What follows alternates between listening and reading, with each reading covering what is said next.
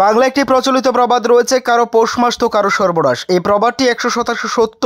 এই প্রবাদের আবারও সত্যতা দেখা গেল আগরতলা কলকাতার আর জি কর মেডিকেল কলেজ হাসপাতালে এক মহিলা চিকিৎসকের সঙ্গে পাশবিক অত্যাচার ও খুনের ঘটনাকে কেন্দ্র করে। দেশে বিক্ষোভ চলছে, তখন রাজ্যের একাংশ ব্লগার বিষয়টিকে পুঁজি করে প্রচার পেতে ময়দানে নেমেছে। তাই তারা রবিবার বিকেলে আগরতলা র্যালির আয়োজন করে তাদের সংবাদ সংগ্রহ করতে গেলে তা তুলতে বাধা দেয় সাংবাদিকদের।